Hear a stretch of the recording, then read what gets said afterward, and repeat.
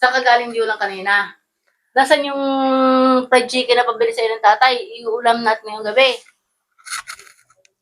Ay, ito na nga. Gusto nga kunin ng mga tambay doon sa kanto. Yung mga grupo ni Landot, gustong gawing pulutan, yung aking biniling fried chicken. Ay, yung limadong nakatambay kanina, nakita ko nagiinuman? Yung nakapalibot doon. Ay, very good. At, salamat naman hindi mo binigay. Yan ang gusto ko, yung lumalaban ka din, na may pinaglalaban mo ang karapatan natin. Ay, tara. Ating puntahan, tara.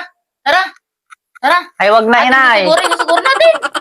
Ay, wag na, inay. At nag-break na naman na kami nila, Kaya nga ayoko bigay at gustong-gustong kunin break na nga kami. Matagal na nga kami break Paano ba may nagnonoma sila gusto pa akong kunin yung aking pulutan. Gawing pulutan yung aking fried chicken. Ikaw pala talagang bakla. Ay, ganun talaga, inay. At matagal ko nang hindi sinasabi sa inyo. Bakla ka pala talaga.